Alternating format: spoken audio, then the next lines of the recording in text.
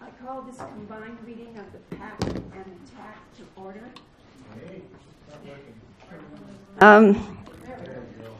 I had first on my agenda the roll call for each of the committees so we can establish if there's a quorum present. So for the Policy Advisory Committee, I'll call Rodney Stiefvater, not here. Ed Imsand, I know he told me he was going to be running late. Patricia Quist. David Janis. Carol Wilson. Renee Westerlusk.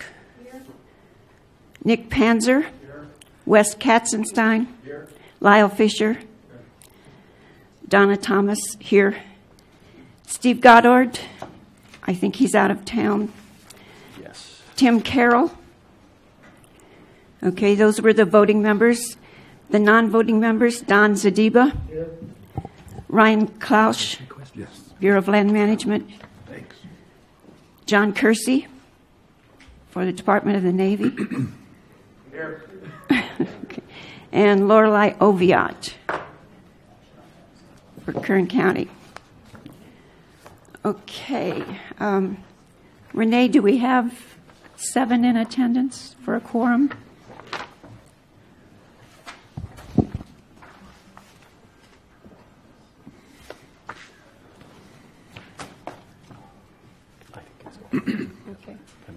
Okay. Okay. Thank you. I'll go ahead and do the call to order for the TAC. Eddie Teasdale. Here. Here. Wade Major. Here. Don Quist. Here. Michael Powell is not here today. Don Decker. Here. Earl Wilson. Here. I am here, Adam Bingham. Tim Parker. Here. All right. And the last 3, Stephen Bork, Michelle Anderson, and Scott O'Neill will not be present today, but we do have a quorum. Back to you, Donna. Okay, are there any public comments for items that are not on the agenda? No action will be taken on non-agenda items unless authorized by law. Comments are limited to 3 minutes per person.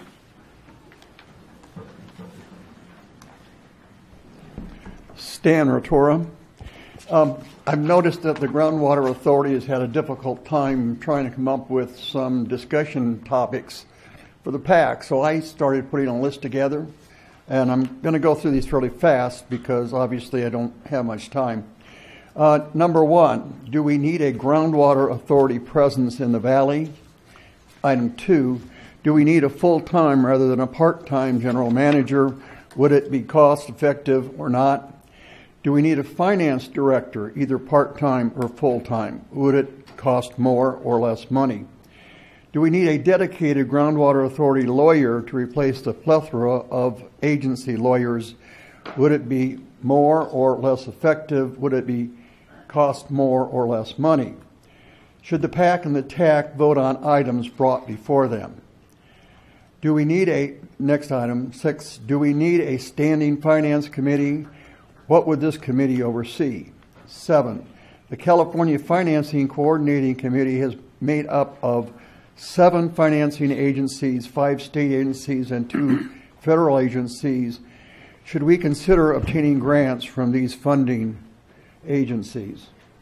Should we consider getting grants from other than the CFCC agencies, such as the Inyo Mono Integrated Regional Water Management Group?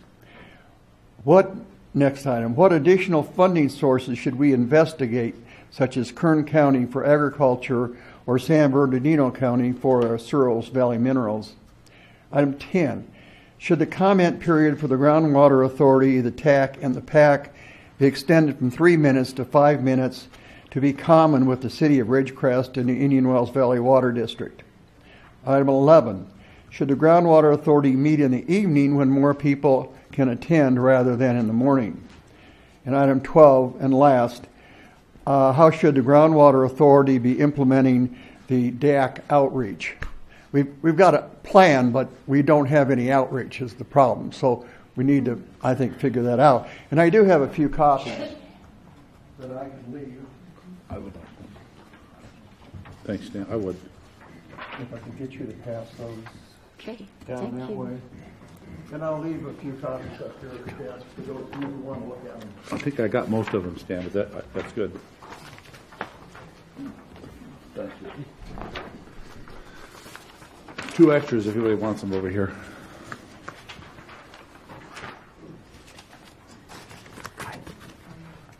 Judy Decker, domestic well owner, member of the public, water district customer, meeting attender. I have some questions for the TAC. My questions are, when are you going to start discussing the real issues that are facing this valley in terms of groundwater supply and how to solve those problems? You spend a lot of time talking about minutia every month, but you haven't gotten down to the real crux of the problem. Recharge, we don't have very much. So where is the water going to come from? How are we going to get it? I think you are holding off on this. I don't know who makes the decision as to what is going to be discussed at a meeting. I don't know if it's you, Mr. Johnson, if it's the GA board. If it's the GA board, they must tell you during your closed session meeting. But I sense a lack of moving forward. Thank you. Oh, by the way, time doesn't stand still, and we get ever closer to that deadline of having the GSP before the state. And you can't do all of the work at the end, expect the public to bite off on it, and send it in. Thank you, Judy.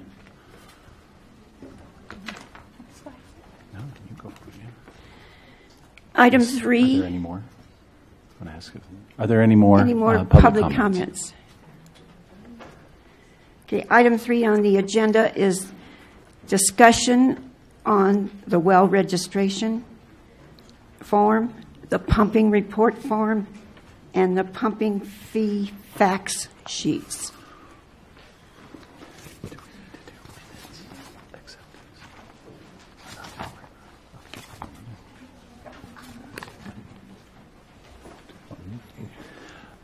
Yeah, Adam or Donna, do either one of you want to say something before I say something? Our little comment that we just made was items 3 and 4 on the tax side. We can hang on to that for the TAC portion, and then any other info that is PAC related, she wants to hang on to that for the Right. PAC portion. So our combined one, we're ready to come right over to you.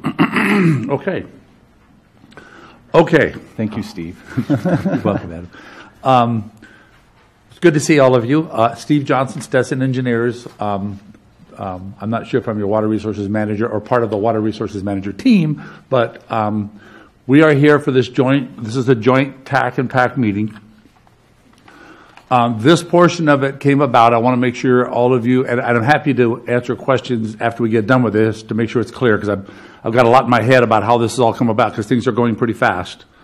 And we're actually, Judy raises some good questions about the TAC, and we'll talk about those during the TAC, about big issues that we have in front of us involving sustainability. So we are actually talking about those at the TAC, between imported water, alternative supplies, conservation, recycled water. We're going to do it again today. I'll give you a heads up. I get admonished for doing this, but I'm going to do it anyway. I'll give you a heads up. Probably a month and a half ago, I sat down and jotted down for myself the tools that I see going forward that we will have available to us, just in my mind, available to us to try to get to sustainability. I jotted them all down. I still have those. We're thinking about putting those on one of the agendas, probably a TAC agenda and maybe the PAC too, to get input. It just, it's not quite ready yet. I don't think the timing is ready yet. I know we've got some things coming up, the pumping fee. You're going to see the attorney that was retained for special purposes. Jim Markman's going to come in and make a presentation probably to the PAC in the next couple of months. I know he's going to talk to the board probably in closed session at the June meeting.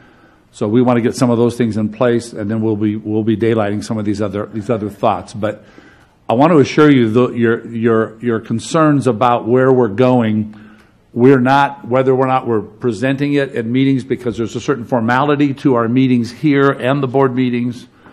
Even though we're not formally going through those items, we're certainly not working on them and thinking about those and putting our pieces together on where we need to go.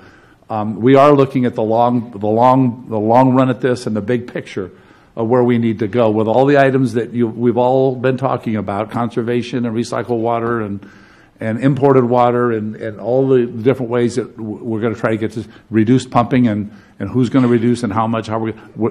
It's all being talked about amongst ourselves. It's just not out there yet because it's just, we didn't feel it was ready to do that yet. And we actually have discussion about putting some of those items in your hands, when I say your TAC and PAC, your hands, to give us input coming back on things like how are we going to reduce pumping and who's going to reduce and what are your thoughts, and let you guys work on some of that. It's going to be coming, so I'll just give you a heads up on that. Anyway, to get to today, that's not on the agenda, so I'm the first violator of the agenda rule.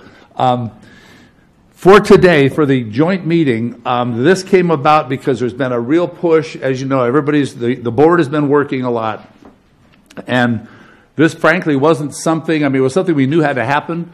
But from your water resources manager, from Stetson's perspective, we did not anticipate having as much involvement as we're currently having in this whole pump fee program and the authorization and certainly administrative work. We kind of learned as we've gotten on board that the authority really does not have a solid administrative support.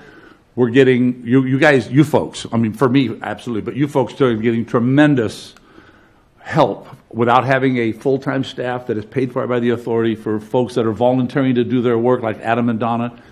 Lauren and Rika and folks are doing an amazing job of keeping things going, because I've mentioned this to this group before. My experience in working on things like this is through an organization that's been formed and it has a staff. It usually has a general manager, it has administrative staff, and all the support system is there. And there aren't questions about how you do things. It's already set up, and we have a place to go when things get done a certain way, and it's all set up. This is all new, and we're getting a lot of support from a lot of people to get this done. And special really thanks, because I think it's on camera, but thanks to Rika for setting this up, to getting this joint meeting and before we can all get together at this location.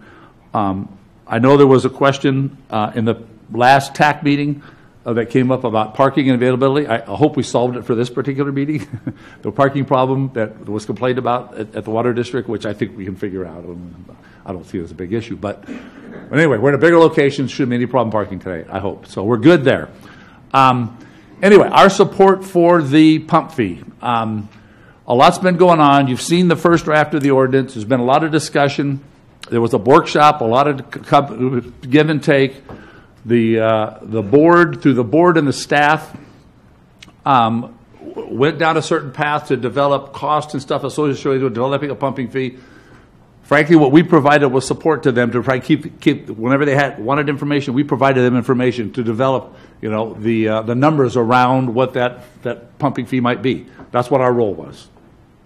Attorney for the Water District, Jim Worth, prepared the data package, the public data package for the workshop. It's being updated right now. It'll be released, I believe, tomorrow. Not a lot to it being updated. We provided support to that. Some of the tables that were in there, we provided support to that out of the Prop 1 grant funding, and we provided support for that package. But again, the staff report was done by Jim, it was done by staff. So we're providing support to all that. What's basically happened in the process of all this and the workshop and the board meeting, you folks have raised a lot of questions, and I can tell you right now, you're not there, but I shouldn't talk out of closed session, but I'm going to just tell you a little bit about closed session. I can tell you that in closed session, they do talk about your input. It's not like they're being ignored. They do talk about it, and that's the reason why they've come back with an idea of, we need to get these forums out there. We're running out of time. We need to get, you raised questions about funding and cash flow. Those are real issues. We're looking forward on that. They're going to be issues. We're going to have to deal with those.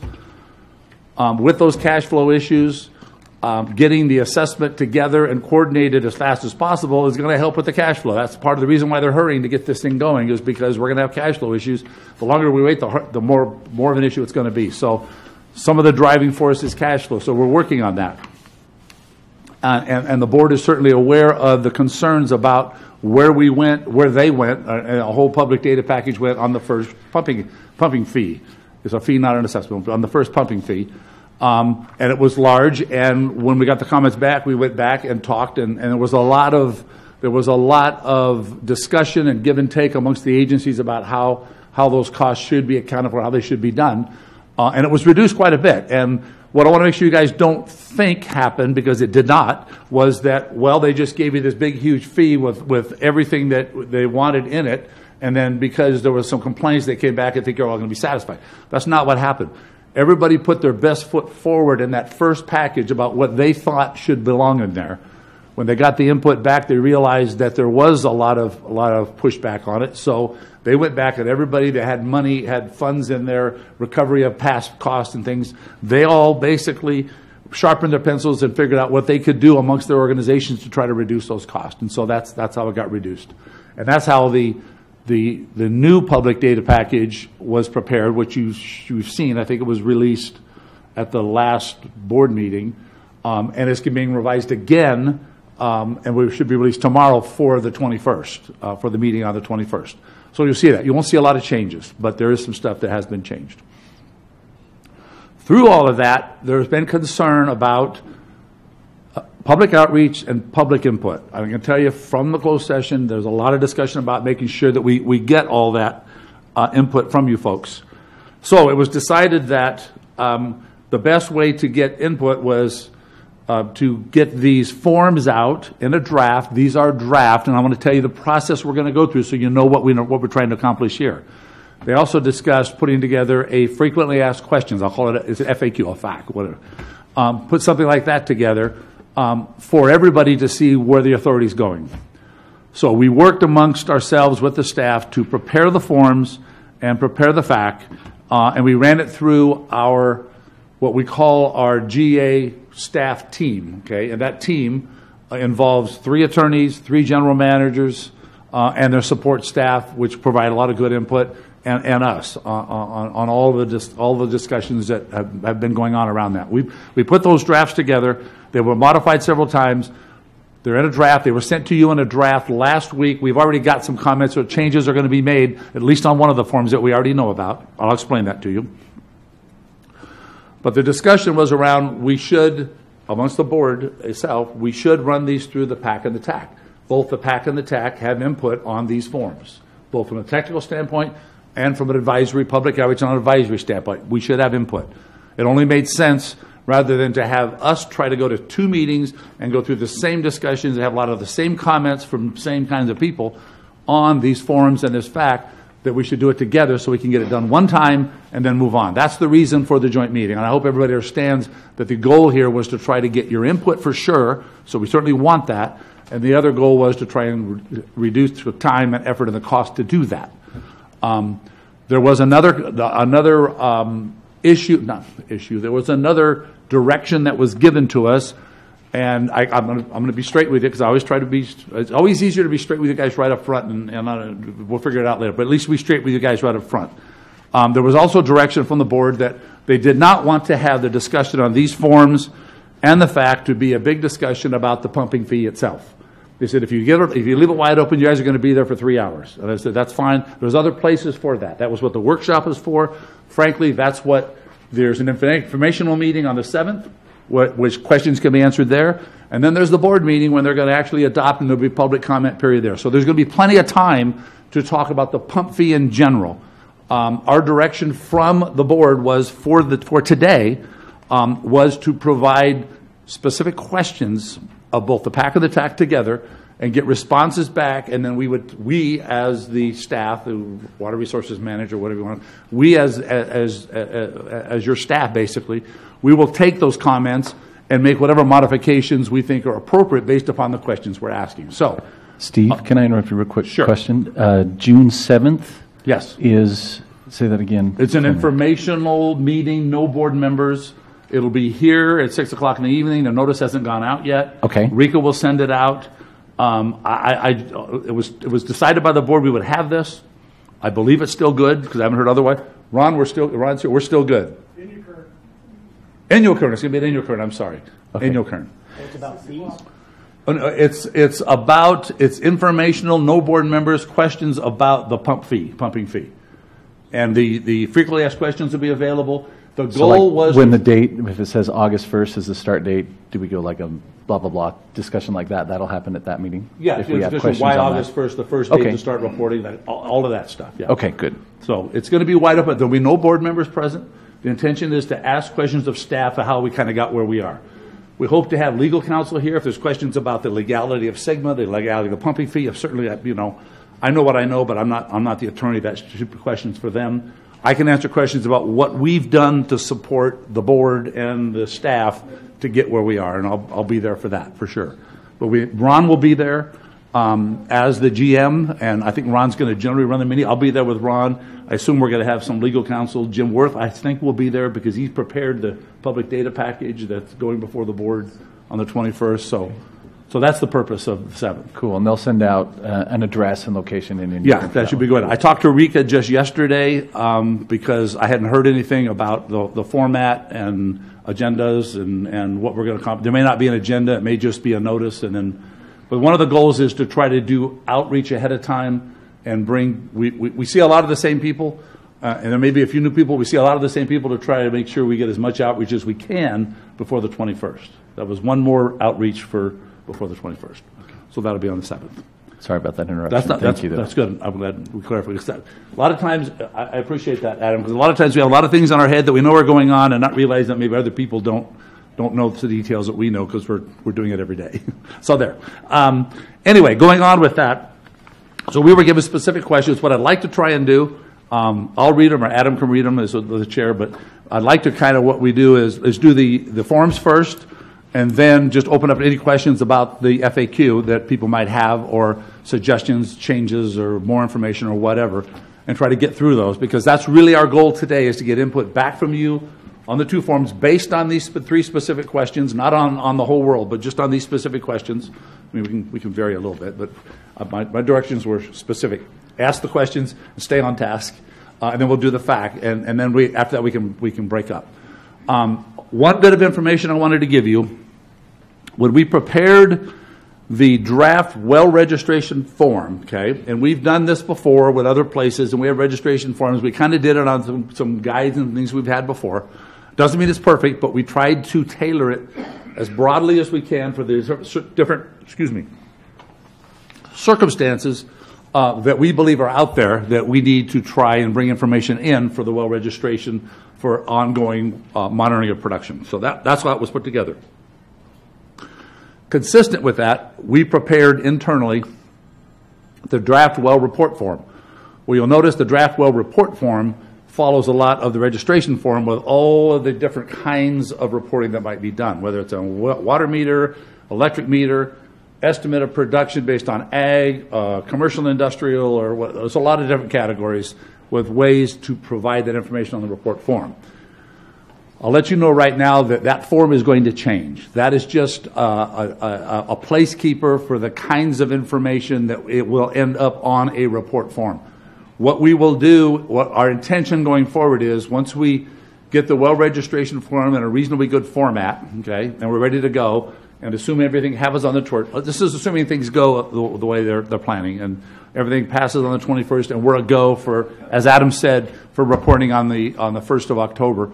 We'll get the registration report forms out as soon as possible after the 21st and get that information in. As those report forms come back, or as that information comes back to us, we will be taking each individual form and taking a well production, well extraction report form, and we'll be customizing or individualizing that report form to that registration form. So, for example, if you have a well and you have a meter on it, your report form will not have information on power meter, or electrical readings, or agriculture, and like that. It'll just have a place for your power meeting. So we'll individualize them as we go forward and get that information back.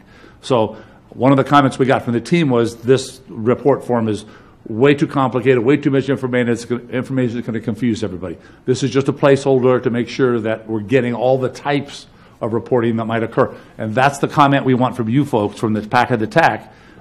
Is there something we're missing? You know, is there something we're missing in the types of reporting that may come in? So with that, that was short.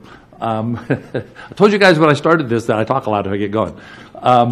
That was short. If we're ready, we'll start with the registration and report forms. Which, if everybody doesn't have one or haven't seen it, I think we have copies outside on the table. Is everybody good with that? I missed one other thing. You guys should know where we're going, okay? What this is for and where we're going to go with this. Whatever comments we get today on these questions, okay, we're going to take those in, and I have people here. I have G. Moran, who you guys know, and I think Jeff Helsley, you folks know too. They're sitting right here. And they have presentations for the stuff for the TAC. As we get your comments on these two forms, we're going to take all that information in. We're going to most likely make some modifications.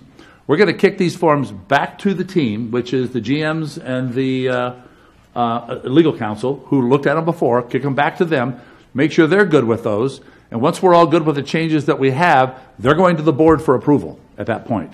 So we'll have had your input, we will have our input, we will have had the staff team for the authority input, and it'll go to the board for approval, likely at the meeting on the 21st. That's the goal. So that's the process we're going through this. Same with the FAQ, the FAQ. We'll have your input, we'll have our changes, we'll have the staff input, and then it'll go to the board as an approval for a release out on the website and all that kind of stuff. So that's where we're going with this stuff. So you guys see there's a point to all this. There will be, your comments will be addressed. They will go through staff, and then they will go to the board.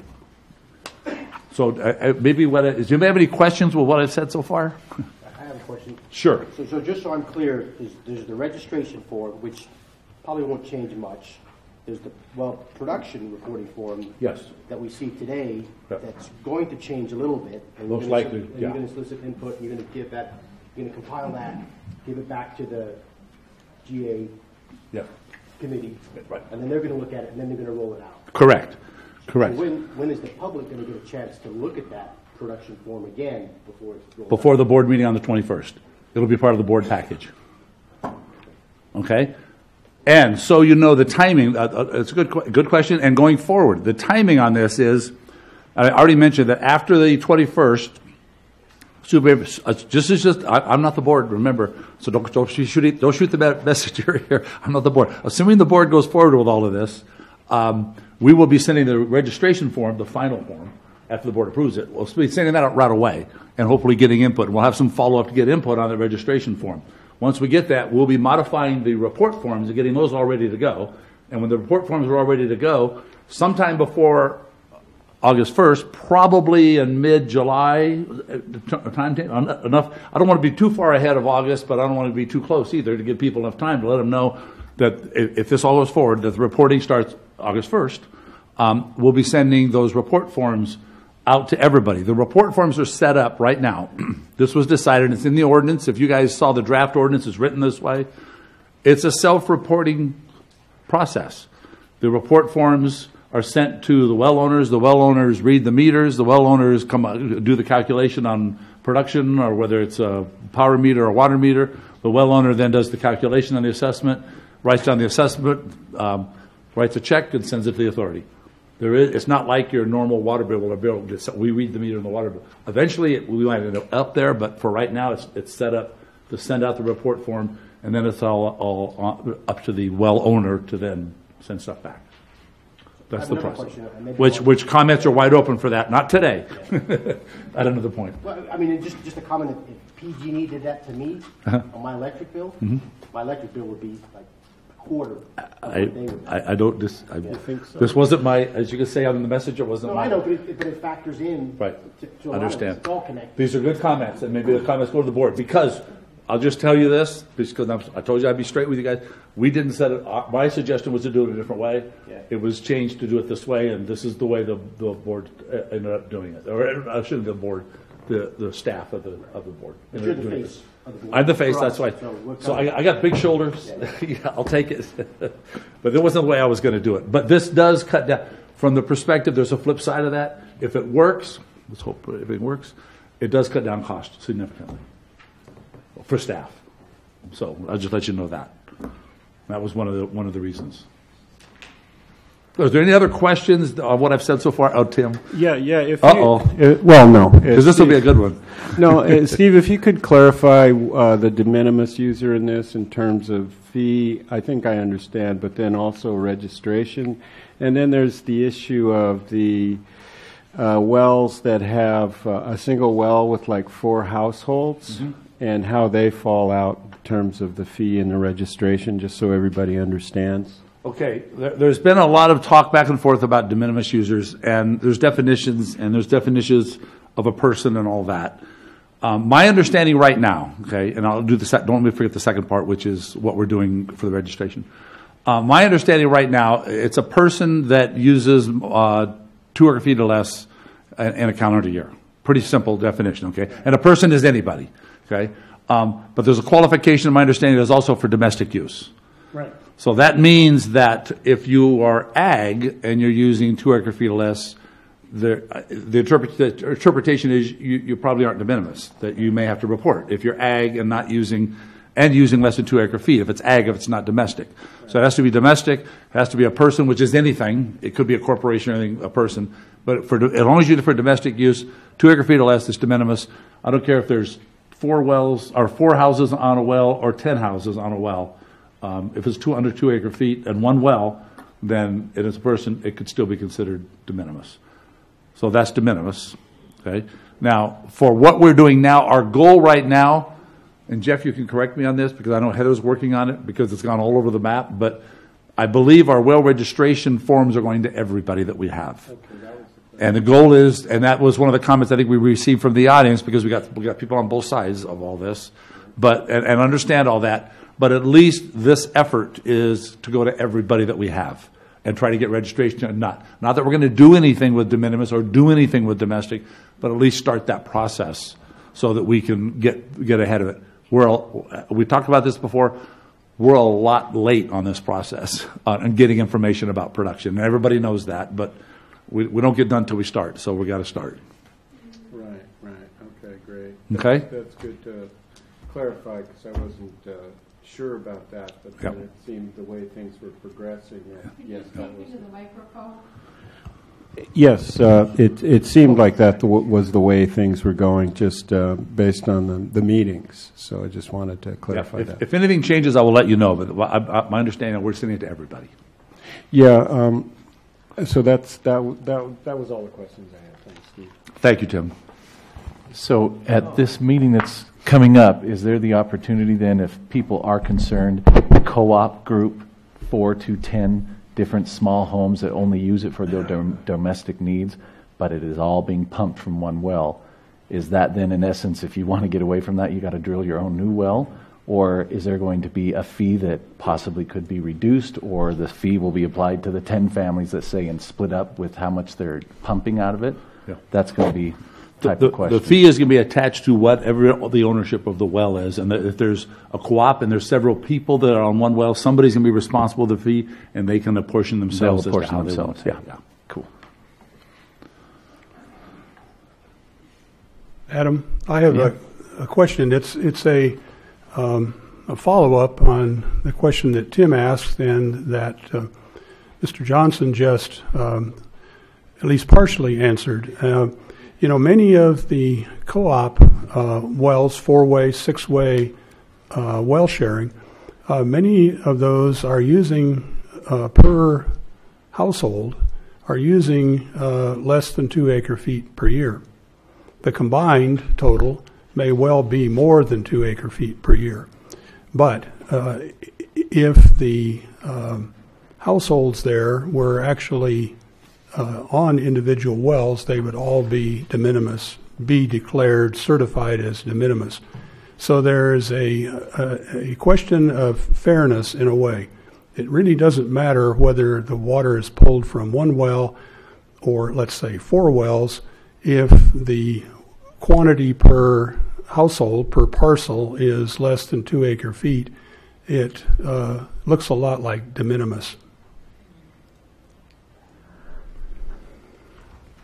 There wasn't a specific question in there, but I know what your question is what are we going to do about that?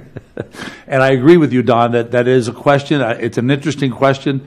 My understanding right now, and nothing's been settled yet. Believe that's why we're here, and we've got another meeting on the 7th, and then we certainly got the board meeting. But my understanding is all of our work is around the well itself and what comes out of the well and what it's used for. So if there's 10 people and all of them are only using 1 acre-foot, and that's 10 acre-feet, the well will be assessed on the 10 acre-feet, and then they have to distribute amongst themselves. That's the way it is right now. Hi, Don. Hi. Just as a point of reference, to address Don's point, I don't think the water district would pay any fees because none of our customers use 2 acre-feet. I was going to say the same. I thought that was what my mind too is, that there's individual areas that don't use them for the district too, but you pump some big wells, yeah. It's just a matter of scale. Earl Wilson, TAC member. I have a comment about the registration form, and it has to do with the definition of de minimis extractor on the first paragraph here. You're going to be sending this out to a lot of people that aren't familiar with that term, and it would be good to put it down in gallons so that they know that it's a lot bigger than just 2. It's up in the hundreds of thousands of gallons. Sure, that's a good point. And I haven't thoroughly gone through the extraction fee thing yet, but I think it would be good to include that in there too. I also question if a dynamic head would be something to ask for a normal resident well owner that is not familiar with hydrology.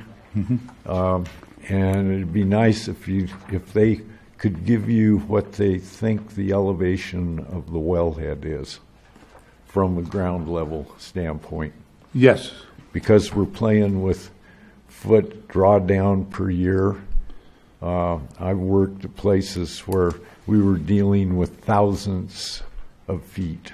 So that's important. I don't know how accurate we can get the actual ground elevation, but that would be something that we would want to be looking at too, so that you can determine the actual drawdown. I did notice it had a check mark for depth to water, but that's going to be maybes.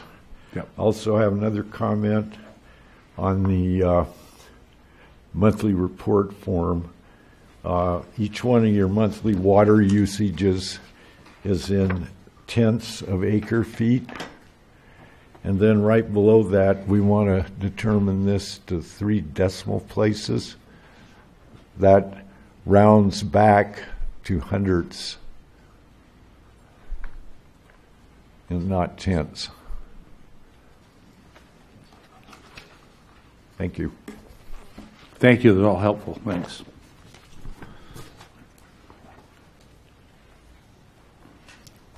Yes, my name's Harold Manis. I have a private well, and I'm the only one using it.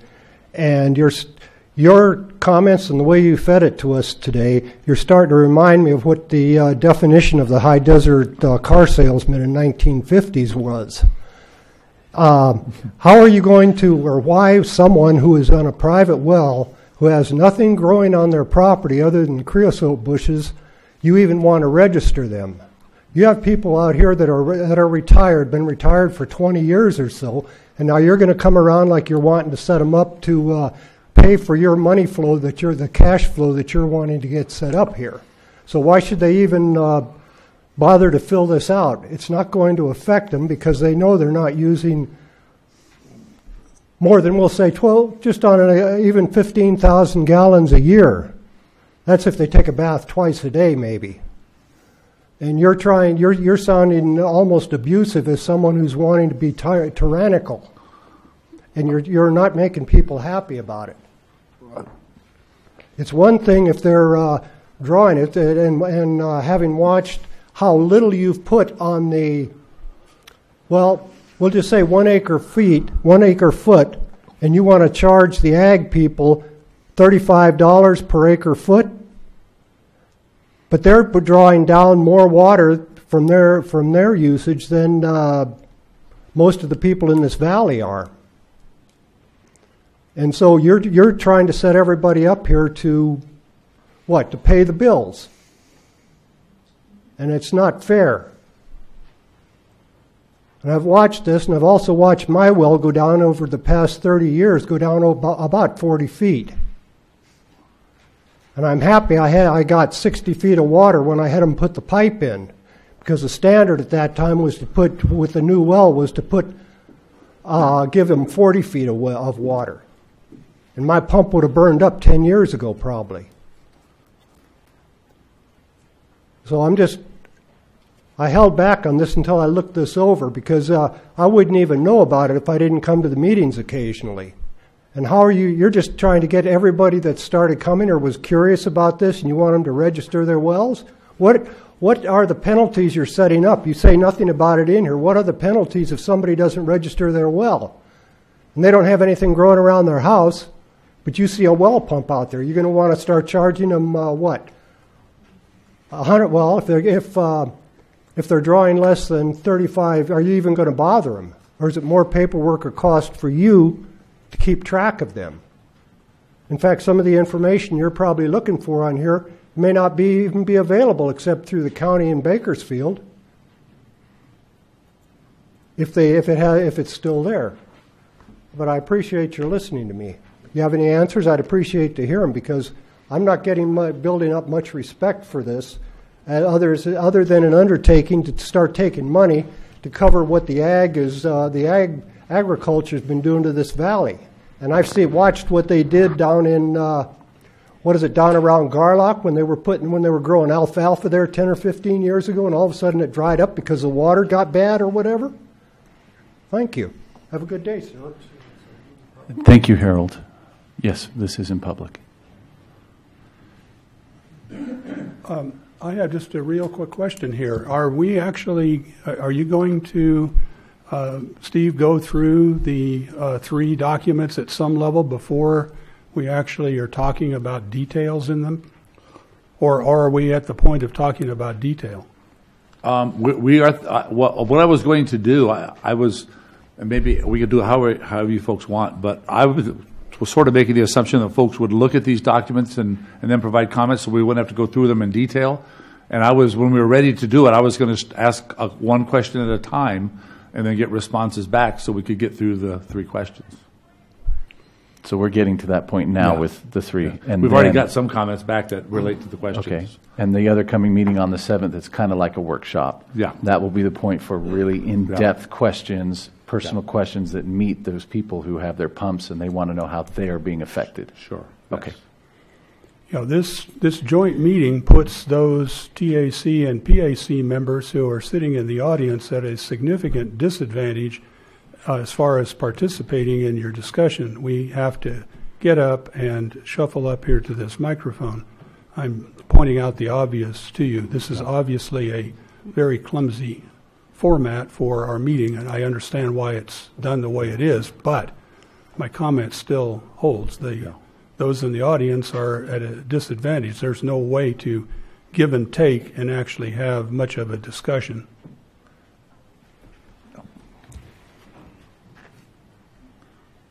Do you have a comment on that? We have a quick comment, Donna, and I've got a thought as well. I might as well say if we can have our TAC and PAC members raise their hands to let us know that they have a comment, like it's being done right here, and we'll get to you in just a moment. And then for public we can have you raise hand again, or if you'd like to, come on up as well on the public side. I'm welcome if you say, no, that sounds really bad, but there's one option that we can do so that members of the PAC, TAC that are here, raise your hand, and you can come up and sit down here as well also so that everybody can hear you. It's a bit of a stretch in between that. Go ahead, Donna. I think we have another public comment. Have to share, Larry Mead, I have to share what Earl said about pumping head. Most people don't even understand what pumping head is. You might want to consider, depth of water and pumping depth of water. And the other thing is you state here size and horsepower. Tagged horsepower or loaded horsepower? Thank you. Thank you for that. Can you come back and give us your name, sir? Larry. Larry Mead. Or just Larry Mead. Thank you, Larry. If I may respond, a lot of people that aren't pumping anything, we call that static water level, and then the pumping water level, when you draw down from your pumping. Okay, I did have a comment as a member of the PAC. In looking at the draft registration form, you have a couple of sentences, well, maybe just one sentence in there about failure to register. However, that doesn't match your number 3 on penalties on your fact sheet. They're two different things. And so I think we need to be consistent. If we're saying something on the form, it should match what is said on the fact sheet. The fact sheet should match what the water code states. And I think you've misrepresented some of the things from the water code in the ordinance and the resolution. We're not talking about ordinance and resolution right now. We'll talk about that later in our individual PAC meeting. I think that's good, Donna. This FAC these are all draft.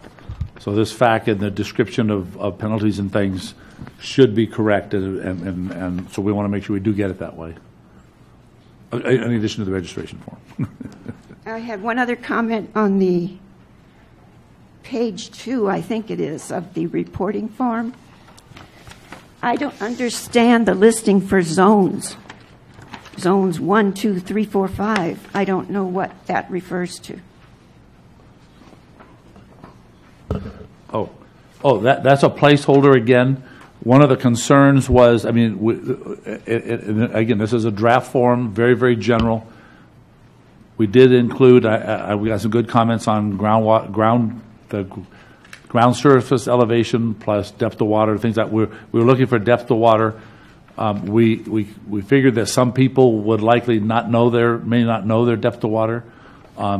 So we have started looking at groundwater contours throughout the valley and would ultimately be providing with this a map showing generalized groundwater level zones, groundwater elevation zones throughout the basin, so that we could use those for determining what the power requirements were to pump an acre foot of water. So it hasn't been done yet, but that was just a placeholder for establishing some zones for that purpose. Could that be put on the frequently asked questions, that the depth of water is from the surface down to where your water level is, and then elevation? Sure, yeah, that could be added too. Hang on real quick. Tim, you had your hand up. Yeah, thanks. Make sure this is on. Yeah, I just had a couple of comments on the form. One is you might want to ask if they have coordinates, if they're available, and what the source of those coordinates are. Because, there's lots of easy ways to get coordinates for a well location, just as long as you know the source. Yep. Another thing was well age. Well, maybe date installed is a better term, and then there's the well completion report, if they have that. One thing I wanted to go into a little bit on was this well completion report has lithologic information and well construction information on it. I don't know how many well owners out there actually have one, but that's a very useful tool. And what we've found, this brackish groundwater resources study has been working on doing a very comprehensive data compilation of all the hydrogeologic information. What we found is that there's about 1,100 well completion reports. The county has about a little over 500 registered in their registry, but there's no well completion report tied to it. So we're having a lot of challenges with that. But I just also wanted to tell everybody that this group will be providing a progress update on the hydrogeologic conceptual model work component, which is the most comprehensive, as I said, aggregation of hydrogeologic information ever compiled in the valley. It should have been done so years ago, of course, but will include a high altitude overview, the brackish water groundwater study, an inventory of reports compiled, a narrative inventory and visualization of data compiled, and current interpretation of the AEM, the SkyTem survey. We will also be providing an opportunity for and asking for input from all attendees on the report and data inventory to ensure its completeness. And these data and products will be made available for the Groundwater Authority to review and use as it wishes. And we were originally planning on doing that June 22nd because of the board meeting, but it looks like we're looking at the afternoon of June 21st after the authority meeting.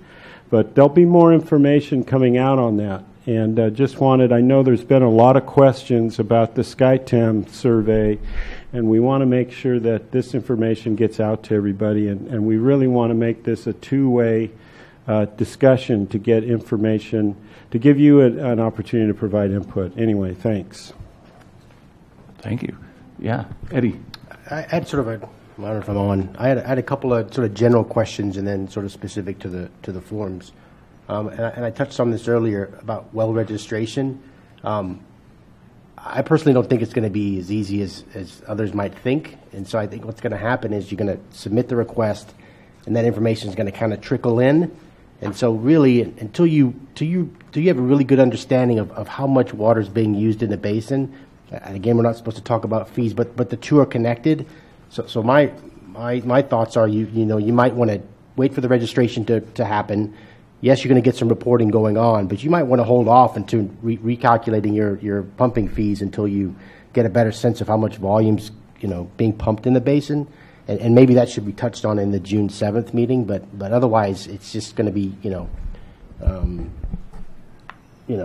garbage in, garbage out kind of thing. So I just wanted to kind of mention that. And then on the well registration forms, I think Don had mentioned this, and Tim had touched on it, and then Don Zadiba touched on it. Is trying to really distinguish on you have four houses on one well, really trying to understand how you're going to fairly assess that pumping volume and rate and fee. I think that's going to be key and needs to be kind of spelled out more. And then on the de minimis, I think what you're going to probably see is a lot of people are going to check the box, but you need to justify that claim somehow. So that needs to be kind of incorporated on the form. And then comments on the pumping reporting form. It sounds like there's going to be some changes, so maybe some of these won't be relevant. But I do know on the sort of crop duty coefficients. I mean, you can have a week-long discussion on that.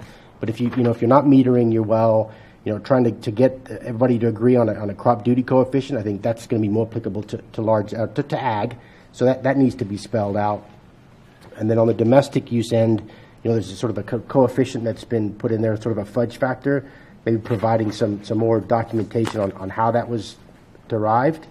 But it sounds like there's going to be different forms for different entities. So I think it would be valuable to let folks have a chance to look at those different types of forms, and then they can dive into the details depending on where they fit.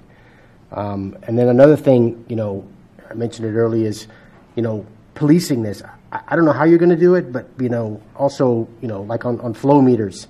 I mean, there's errors built into flow meters. There's cheap flow meters. There's expensive flow meters, and so that's going to add to the equation. So you're going to have to flush out some of the the QA/QC details on the reporting, and so I think a lot of that needs to be kind of flushed out.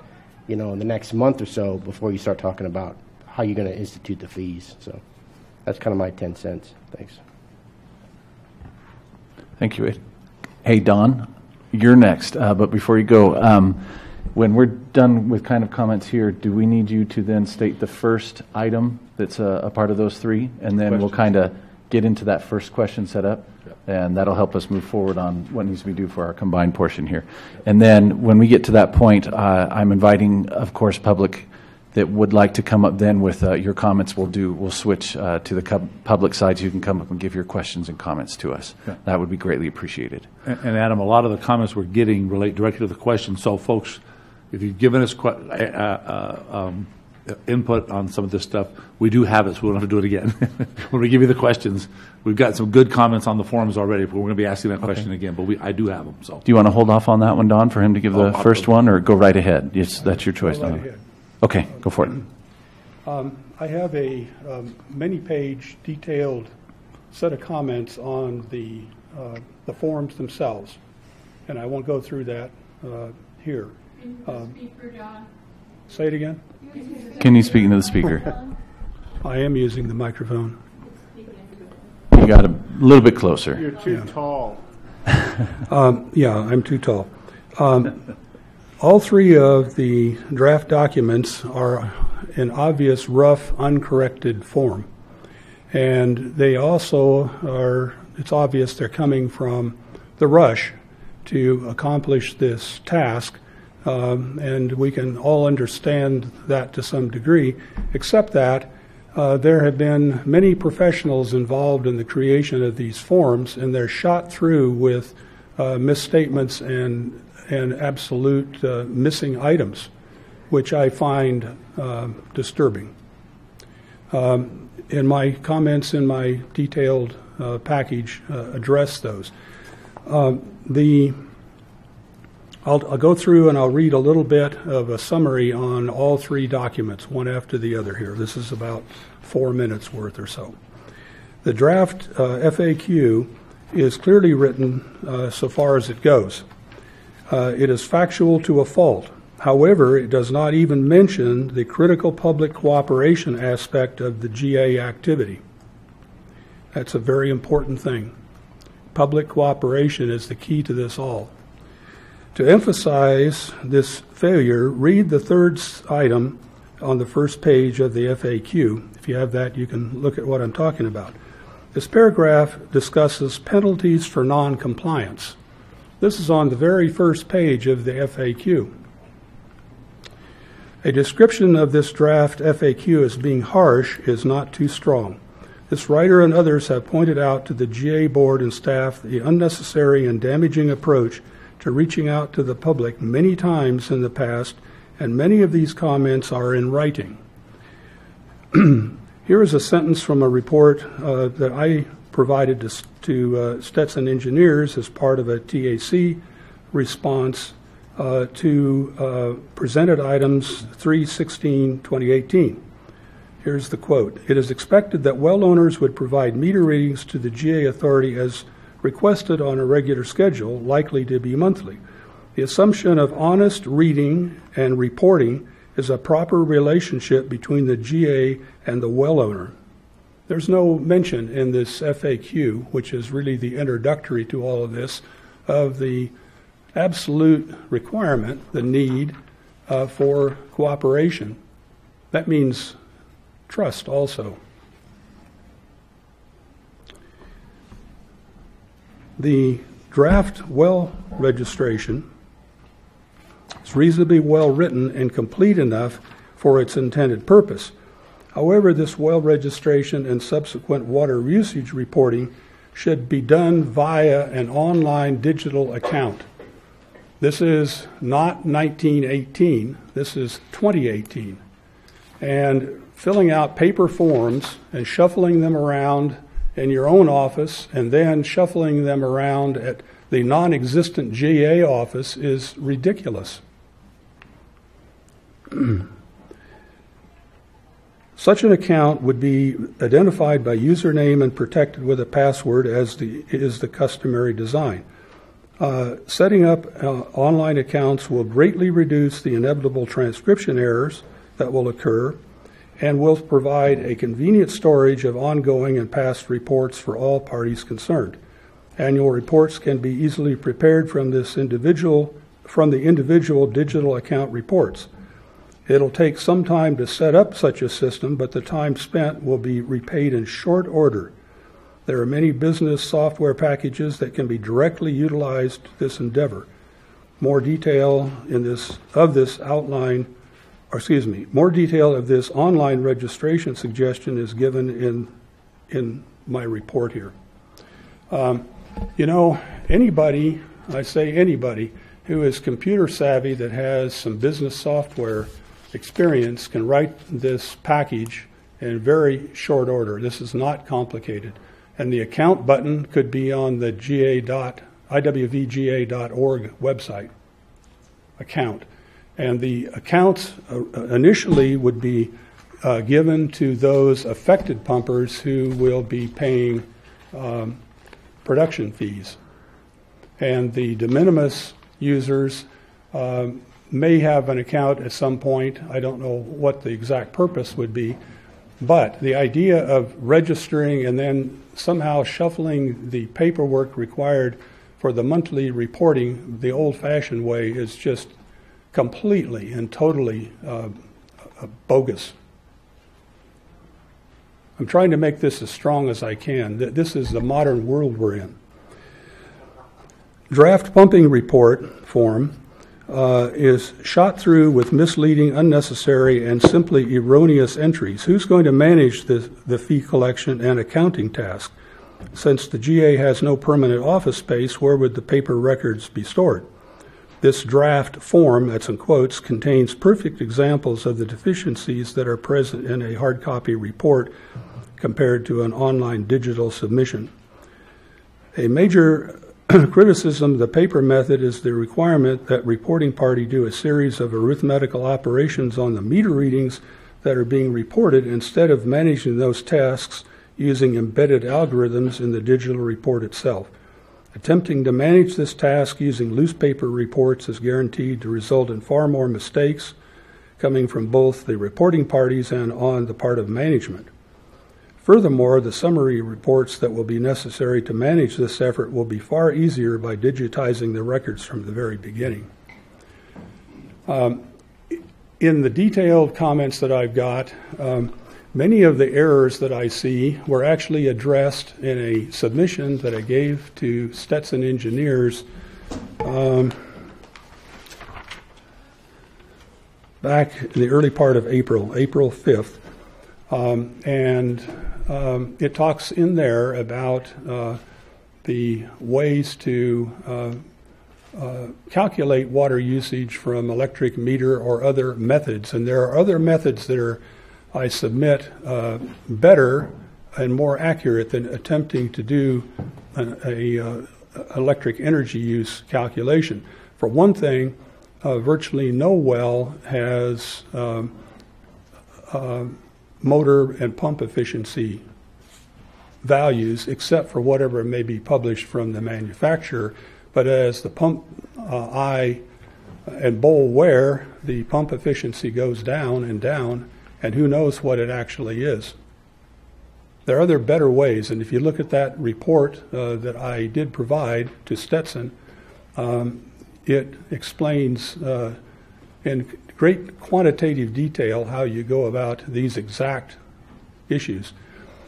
One of the problems that I'll talk more about later, and I'll just mention it here, the report that I'm talking about that I wrote back in the first part of April was never posted on the GA website.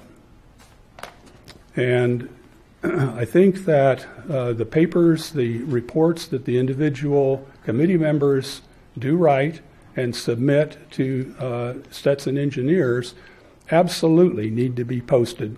And in general, they're being written in connection with a specific TAC, in this case, meeting. So there's an obvious place to put those reports. And I can assure everyone, and I don't mean this to be snide, but I can assure everyone that I'm not writing my reports to fill up my hard drive. That's not why I do it. But if they're not posted, the other committee members can't read my thoughts, and I can't read theirs. And that was one of the reasons that I brought it up, and the committee, the TAC, unanimously approved posting of our written comments to Stetson online. We unanimously approved that when we still had the flexibility, and I'm being silly here. We haven't lost our ability to vote. We're just under the thumb of some strange legal concepts. So all of those reports need to be gathered and published on the online service that we have at IWVGA.com. Thank you. And I will give you a copy, Steve. And I have some extra copies of my report that I'm providing today for anybody else who would like them. And I also have some copies that include some of the reports that have not been posted that others may find interesting in the intermediate time before they're all posted. Thank you. Thanks, Don. We want to move to your comment? Okay, and then we'll have John Kersey, I'm the comment Navy PAC member. And I just wanted to address Mr. Parker's comments on coordinates for the wells. That would be the one bit of information the Navy would not be able to provide, just so that is clear. Thank you. Over to the public. Good afternoon. My name's Elaine Mead, and I have one comment that I'd like to make on the well registration form. Would be the third paragraph on the first page. It says, for questions or assistance, to go to the website, which when I don't think a website is going to suffice all of the people that are going to need assistance registering their well. And with all due respect to Mr. Strand, I understand that his time is already stretched very, very thin. I don't think he wants some little old lady like me calling up and saying, what are you asking me on this form? Because I don't understand it. I don't think that Ron has the time to take those kind of calls. With all due respect to Mr. Decker, not everybody is in the digital age. You still need to have a way to paper register. I do agree with him that a digital registration should be added, but I don't think it should be mandatory to do digital. Thank you. Thank you. All right, Steve, I'm going to shift that back to you to go with item number 1. Okay. That was good. Okay, I'll just go forward. There are 3 questions that we were directed to bring to this group to get responses back from. On the first one, I think we've kind of beat it to death, but I'm going to provide the question and see if there's anything else. If you've already provided comments, I assure you we've got them. I've got people here taking notes and minutes for the meeting. The first question is, are the registration form, report form, and FAQ complete? Question mark. Provide suggestions to Water Resources Manager for consideration. That was the first question. So I think, without asking the question, I think that's what everybody's been doing so far. But I certainly want to get through that to say that we did ask the question, and if we don't have anything more, we can move on. Yes, sir. Wes Katz, I do have some comments on the FAQ, but I presume your leading is towards that opportunity to comment specifically on the FAQ. If not, I'll give my comments. That would be right now. This one is registration comments on the registration form, report form, and FAQ. So yes. Thank you, Wes. Yes, I'm Wes Katzenstein, member of the PAC, And I had just a couple of observations on the FAQ. I think it's an excellent start. On the first item, number 1, what is the purpose of the groundwater extraction fee? I think even though it's covered later in the document, you might want to make a note that this fee will expire at the completion of the GSP. And to be sure people keep the correct perspective, you might also want to add a sentence to the effect that this fee will probably be replaced with ongoing fees, or perhaps fee is not the right word, but I'll use the word fee loosely here, will be replaced with ongoing fees to continue managing the basin and also fees to penalize or control the extraction of groundwater, consistent with the GSP. So you might want to remind the world that there's more to follow. On item 4, how much is the fee? You note that there's a caveat there that the fee may change depending upon what the water district decides to do with the loan or the prepayment they've made. And you might just make a note that which way the fee would go depending upon which decision the water district makes. And then on item 5, how was the fee rate determined? Just a small point here, but in the last sentence, let's see here. It's okay. I'll read that last sentence. The average monthly groundwater pumping volume is the total annual 2016 pumping, in parens, the most recent estimate of annual pumping available, close paren, as reported by the Indian Wells Valley Cooperative Groundwater Management Group, comma, reduced by the volume of groundwater pumped by the U.S. Navy and private wells, and then in parentheses, 21,600 feet. When I first read that, I read that as the amount that was going to be reduced by.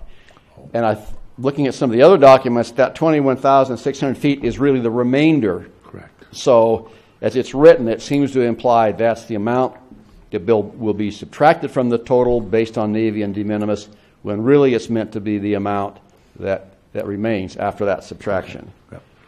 Clarify. I realize these are not large points, but those are comments I wanted to make. Those are helpful. Thank you, Wes. Very helpful. And that just indicates the 2016 numbers. Yes, but that's all correct. of this that's moving forward, this is going to start August 1st by what you've been pumping in 2018. Correct, Yeah. correct. But Wes's comment is very good, is that when you read something, sometimes you can read it two different ways, and you certainly want to clarify that it can't be read two different ways. So I made a note to clarify that. Which is a good comment, yeah. Okay, end of question 1. I'm going to go to question 2. Provide input on how the GA can get full compliance on the registration and report forms. Time frame for this is until late July 2018, because the first report period is August 2018. The point of the parentheses at the end on the time frame is that, as I mentioned, I think when I was talking before, it would have been helpful if we'd have started doing this a long time ago and we had a lot more information, a lot more outreach. Other organizations we work for, it took them a couple of years to get all of their information in place to be able to do an extraction fee or assessment or something like that. But from my perspective, us as staff, we don't have that time. The board's driving that, but we don't have that time. So the question is there input on how we can do a better job to get full compliance? Yes. Judy. You have way too short a time frame to get the information out to the people and have them get it back to you. You have to allow them a reasonable length of time. And I don't think, well, if it's not going to be voted on till the 21st of June, and it's supposed to start the 1st of August, that's like 5 weeks. That's in the middle of summer when people go away. That is not a fair amount of time. And I think you need to convey that point blank to the board.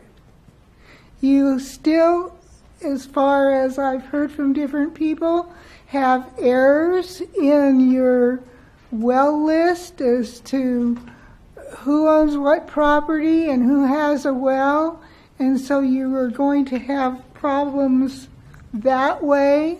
You are going to have problems with out-of-town, out-of-state owners who won't get their mail in as timely a fashion as perhaps the local people will. You're going to have people who are simply not tuned into this and are not going to figure it out in a timely fashion. And so you really, I'm sorry that, they didn't start sooner and all that stuff. That's not the public's problem. And as Don said, the only way this is going to really work is with public cooperation, whether you're a de minimis user or own the most amount of acreage of agriculture in the valley, or serve the most, well, Don Zadebo will comply. But you've got to get the public behind this. And rushing them is in the same ballpark as having the penalties on the first page. Come to my tea or I'll bash you on the head with my wooden hammer. You don't want that. Thank you. Thank you, Judy. Do we need to have comments from TAC and PAC members first and then move to the public? Sure. Okay. Let's go ahead. Yes. So Wade Major on the TAC. So thanks to Judy for bringing up the point about the time frame. On the third point on the front page of the FAQ is the stick. If you want to get public cooperation, what are the carrots you're offering people? So by way of example, a professional membership that I belong to in Canada has trouble collecting their annual membership dues. In order to encourage people to send those things in on time, they will say, if you pay your membership dues by this date, you're entered in a drawing to get a 75-inch Samsung TV or an iPad or something of that effect. I'm sorry, 75. I'm writing this down. And who? 75. Who do we call? Oh, it's can. Okay, but just as an example, like what are the carrots to encourage people to respond early, to respond accurately, to respond wholesomely, and in the spirit of cooperation for the valley? So that's the question I have, just to think about what are the carrots or the incentives that could be developed and offered to the public to encourage their early participation. I like that too, Wade.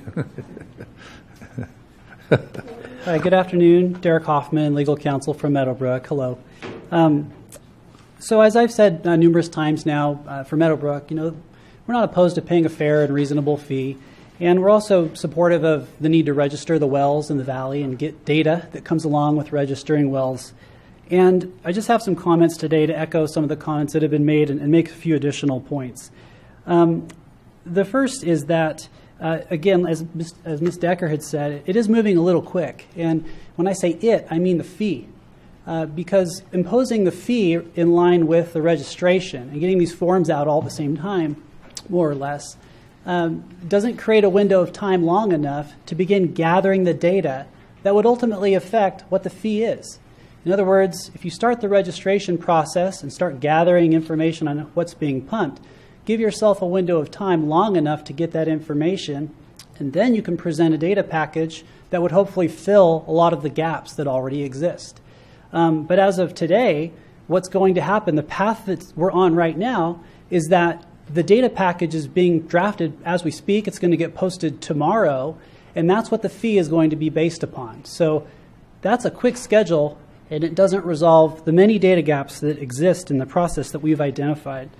Another quick concept is the concept of a credit or a refund, or a debit potentially, because as you currently impose this fee, if it goes forward as it's presented, you're guaranteeing that known and registered pumpers are going to be subsidizing unknown and unregistered pumpers. And that goes to the fairness issue. So at the end of the day, once you have hopefully a more complete list of pumpers and you know who's out there, that should result in a calculation that says, hey, this is what the fee should have been and would have been if we had that at the very beginning. And this concept is lacking a mechanism to account for that, and we suggest that that be considered. And then finally, to get to your more specific question, Mr. Johnson, about how to help with compliance and how to get compliance. That question about the de minimis pumpers in the valley still exists. And most of the discussion so far has been about what's the legal definition. But what I'm hearing folks in the public and on the committees ask is, no, who literally are the de minimis pumpers in the valley? Who are they? And I believe, in fact, I know, Mr. Hall, General Counsel for the GA Board, stated at the last Groundwater Authority meeting on May 17th, he stated that he had done an analysis and he had identified who the de minimis pumpers were in the basin, and then he made representations about how much water they pump as a group. He used percentages and specific figures. And so my question is, where is that analysis? And my request is that the PAC and the TAC make the request that that information be made publicly available, that it be posted on the website, that it be included with the data package that comes out tomorrow. That's a clear question about that data package. And knowing who's on the list will help you identify who the registration forms will be going to and whether you get compliance if that list is already known, according to Mr. Hall. And so again, I'd ask that the committees make that request through their chairs, that that analysis be posted immediately and available to the public. So let me just again close by saying I recognize that the forms are meant to achieve the purpose of the ordinance and the resolution, but they are tied together. And so some of these questions, you can't distinguish them with regard to the form as regard to the fee and the ordinance. They're tied together. And so I appreciate you hearing my comments, and we're supportive of that there is a need for a fee, that there's a need for registration. But again, there's still a lot of issues that need to be addressed. So thank you for your time. Thank you, Derek. Joshua Nugent for Mojave Pistachios and Nugent Ranches. And I just want to echo a little bit of what Derek said, that really a fair and reasonable fee is something that I think we're more than willing to pay. It's just the fair and reasonable part that is tough to get to. And so, when you ask how you get to compliance, one way to get to compliance is to get buy-in earlier in the process, which I know we can't go back into the past. The best time to plant a tree is 10 years ago. I get all that. But a budget and finance oversight committee would have helped us been able to get this in place quicker and sooner, because people would have been more involved and been more aware and not kept as much in the dark.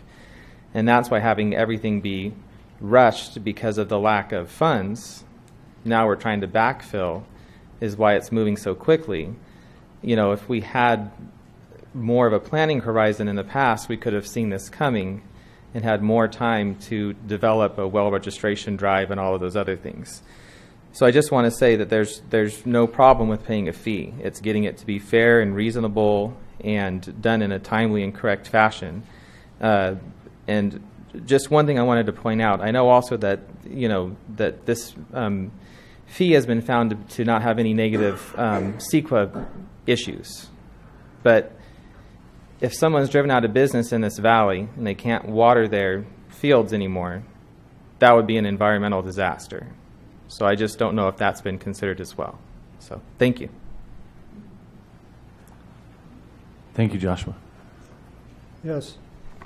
Just as a suggestion that may be helpful. Sorry, can I get you to say your name again, please, Harold sir? Manos, M-A-N-O-S. Thank you. Yeah, that you may cut out a lot of the paperwork for, I'm going to say, the minimal users in the valley, whatever they're called here, whatever. That less than 2 acre feet per year is, if you could check what the electric bill would be, and then that you could put on the your survey or your questionnaire you may be planning to send out.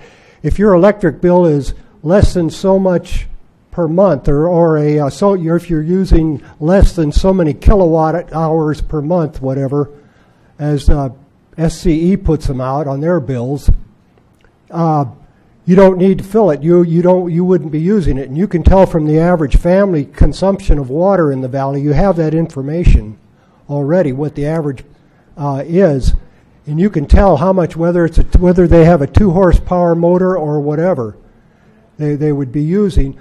How much, if someone's paying $100 a month for electric bill, and how much water could they be pumping? Okay, it's a suggestion. You may cut out a lot of your paperwork and not tick off as many people as you may be, right now. There are a lot of people that probably feel more irritated by you, and like they said, the cooperation is. You want the maximum cooperation, and if you don't have to do the work with it, or if you can cut out look at the number of private wells in the valley and how much paperwork and everything you'll have to do. And it doesn't take much of an engineering feat for you to figure out, if they have a 2 horsepower motor, how much, and they pay $100 a month for electric, how much water could they pump? Thank you, Harold. Wes Katzenstein, just want to make an observation. It seems like we're mostly challenging the GA to get on with it and let's get things done. And then in the next breath we're saying, gee, you guys are moving too fast. I think all the comments are well taken for good reason.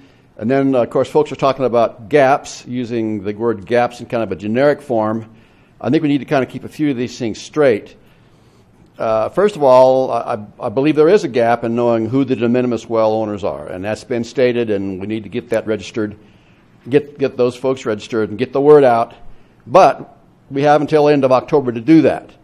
So that doesn't impact the immediate question of getting going with these fees.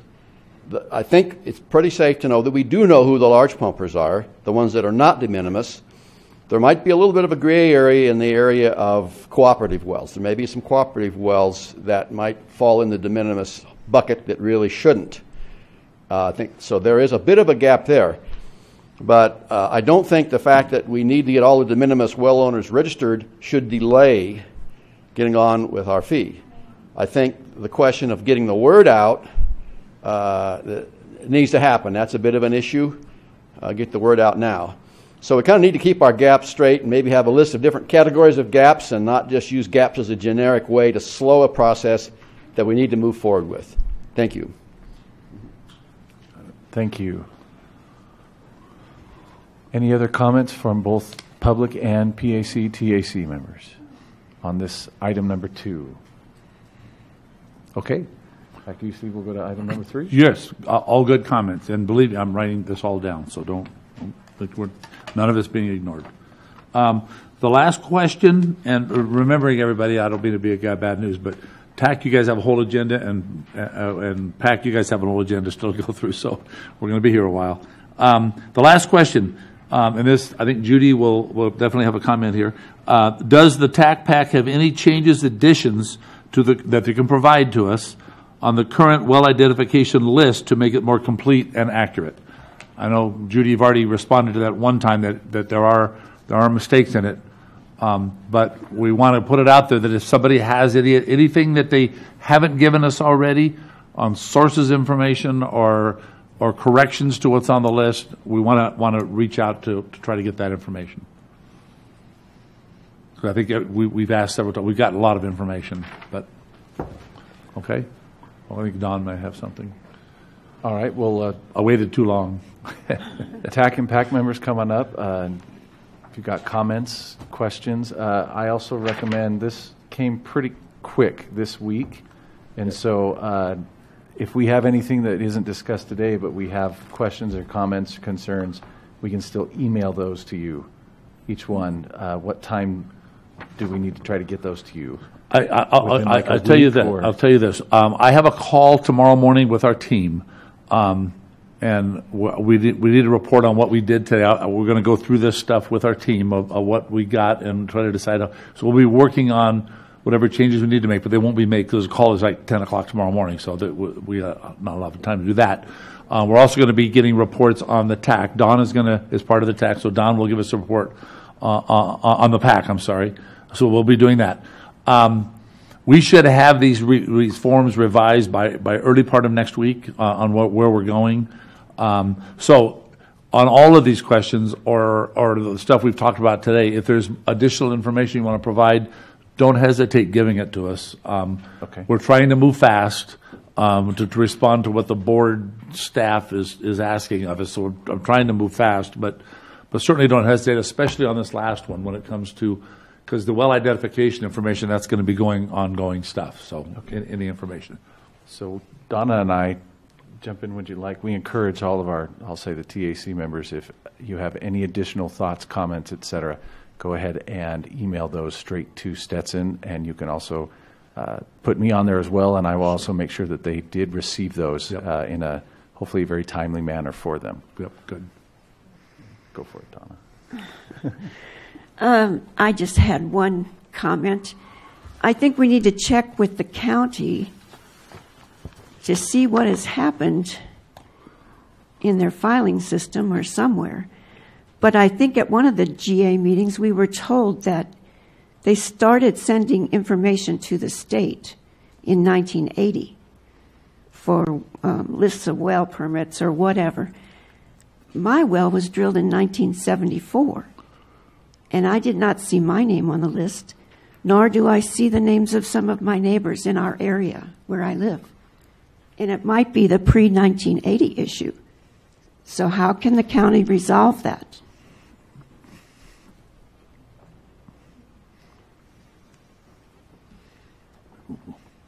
Go for it, Don. I'm Don Decker again.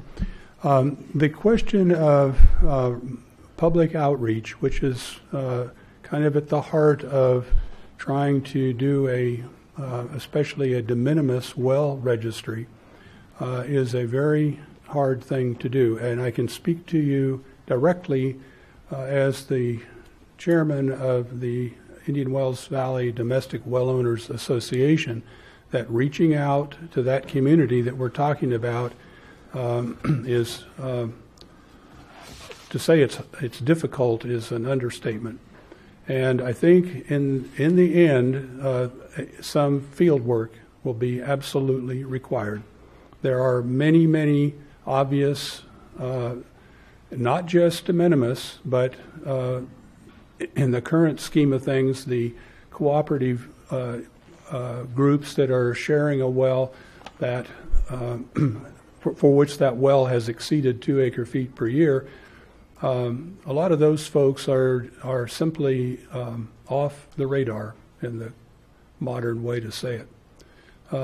And whether or not they actually respond to some kind of a request that you put out in the newspaper or wherever it goes, I think in the end there's going to have to be literally some field work.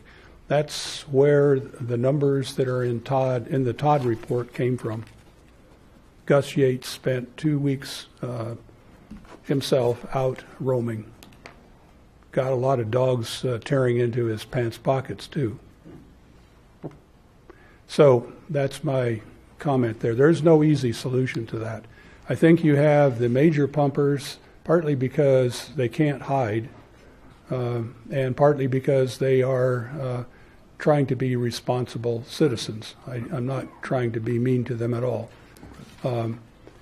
So the smaller pumpers, though, but there's time, because many of them wouldn't be paying fees under the current arrangement. Anyhow, the co-ops that do exist, sometimes they're not so obvious that they're even there.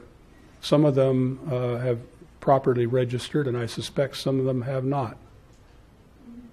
A lot of that goes back, before 1980, goes back even earlier than that. Thank you. Thanks, Don. I agree with you. There will probably be some field work going to be necessary. We've talked about that. We don't have an answer for that yet either, but it's a good point. Lyle Fisher, member of the PAC. Your domestic well owner list here, I will echo what Donna just said. My well was drilled in 1978, and I'm not on here. I was also deepened in 2013, and that's not on here either. So your list is still incomplete. Thank you. We got two more that we know about.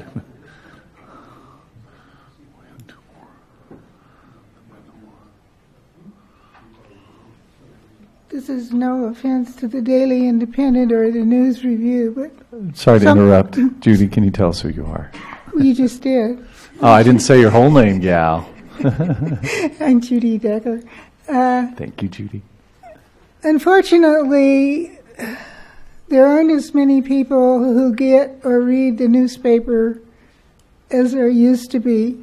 And when you're talking about well owners, whether they're cooperative well owners or private well owners,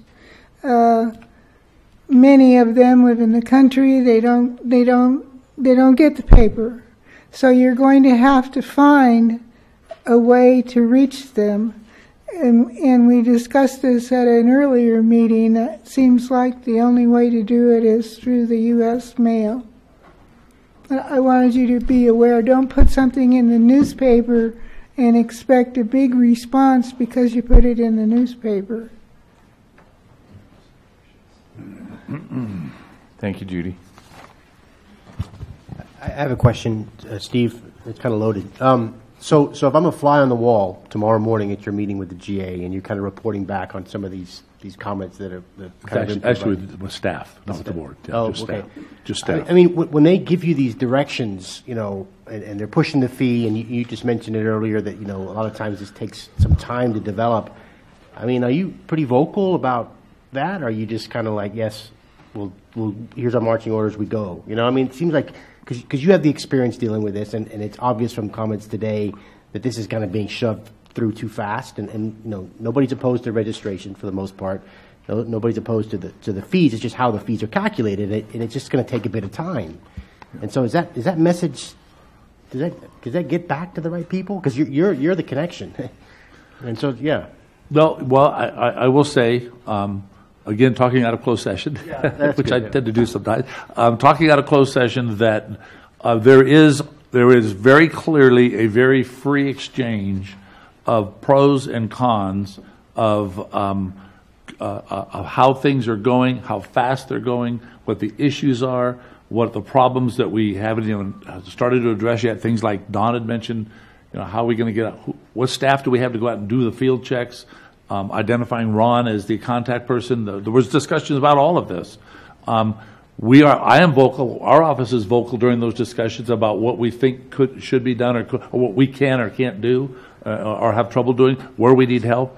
I can tell you this, very importantly, that the general manager staff that you have sitting in those meetings, Don and Ron and Alan, also have direct input to the board. They talk to the board directly during these close cities discussions.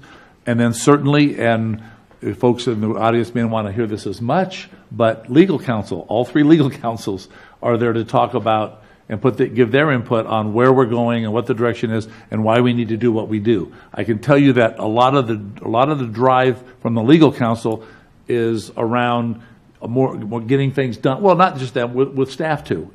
We're on a schedule. We've got to get certain things done. I mentioned before, which is a driver, is the cash flow issue, and it's brought up many times on our closed session. It's brought up is the cash flow, and we're still working on updating that cash flow. Every week we need to look at where we're going, because the funding that comes in this authority right now is not consistent. It's through a lot through Don. So we're looking at cash flow as we go forward, and a lot of the input to the board is, well, yeah, there's this side of what we need to do or not do, and then there's this side of it is the longer you wait, the more difficult it's going to be, and the board weighs all that, and then ultimately, in all frankness, I work for the board, so ultimately we sit back and let the board discuss it, and the board comes to a consensus and gives us direction. That's how it happens. But there is definitely free exchange during that process with all sides of what we're hearing here, and I mean that sincerely. The comments you guys provide are discussed in closed session. Every bit of this is all discussed, and then some direction is given, and we go on. And I was hired to do this, and I'm okay to take the heat for all this. This isn't my fee. It's not. I mean, I know I'm spending money. I'm spending money. Part of the cost is what we're doing, but But this is something that the board has decided to do. Elected board has decided to move forward on this, and we're just doing the best we can to implement the board. But there is a lot of input, yes. I hope I answered that the best. It's a cash flow. There's a cash flow issue, a big cash flow issue for sure. And then cash flow, I mean, one of the questions is if cash flow dries up and we slow down, I mean, I'll tell you frankly right now, we're on a pretty tight schedule on that GSP. I think everybody knows it. You guys have told us, we don't have to tell you, you tell us. We're on a tight schedule to get that GSP done. If there's a cash flow issue and we have to slow down for any reason, it's going to affect the GSP. And that affects our grant, and that affects our relationship with DWR. So there's a lot of input that the board has to take before we sit down and hear from the board. And I can tell you, the board itself, the full member board, you have a very diverse board. And they all have different opinions, and they express those, and then they talk about it, and ultimately, come up with a conclusion of where they're going to go. There are some folks that are, Peter Brown has certain. He represents the water district, and all of you folks. He has certain ideas, and Peggy's on the board as the chair, and she's the mayor, and she's got ideas about the community. And then we've got some outside folks that are from the county and such, and they're used to doing things certain ways, and they all talk about it, and they all come up. So it's our closed sessions take some time. I can tell you our closed sessions take some time. I can tell you our staff meetings that we have. It's a little frustrating, but our staff meetings, after board meetings and after this TAC PAC meeting that I'm going to have tomorrow, they'll go 2 hours. Those are long conference calls, and there's a lot of exchange going on, and all of this is discussed. So we have prep meetings before the meetings, we have the meetings, and then we have these 2-hour debrief meetings. Make sure everybody has directions, and we exchange all of our ideas. There's a lot of discussion going on. It isn't certainly being done by one person or just the board, giving, sort of unilateral direction. There's a lot of discussion. Okay. Go ahead. Yeah, I was sitting here and just recalling that we did another basin I was working in. We did a sort of a well registration form, and I'll send that to you. It was really geared towards domestic owners, and that was one thing that I thought was interesting. It seems like the form is geared more towards production well owners who know more about their well, and that's part of the issue. So maybe you want to have a couple of different forms for people to fill out, one that's kind of one that's simplified. So I'll email this to you, Steve, as a one comment. Sure. And then the other thing was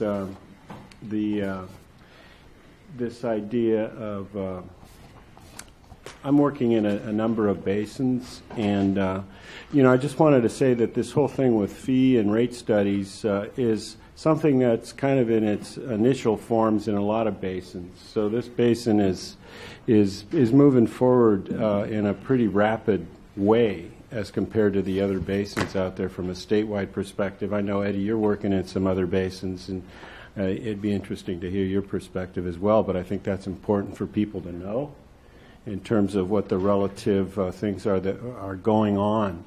And one of the things that's being discussed as part of that is what is equity and what's fair in terms of all the pumpers in the basin. And I just wanted to plant that seed for people to think about in terms of how fees get distributed, because it benefits. This is supposed to benefit all the pumpers, so. It's just something that I think is an important seed to throw out there. And then I will just want to put a plug in for the GSA Summit next week, and I'm actually moderating a session on fees and rate studies and financing GSAs. And so I'll have some more information to bring back from that the next time around. So. And if I know a couple of the water districts are going to that, so I think they'll be able to share some information as well. And I think one of Stetson's folk is going to be up there. Yeah, we'll be there too. And Eddie, I think you're planning on being there, so we'll all have some information to share from this GSA Summit, which is a 2-day event where GSAs are getting together to talk on a number of topics, and we'll try to bring some information back. Thanks. Yep.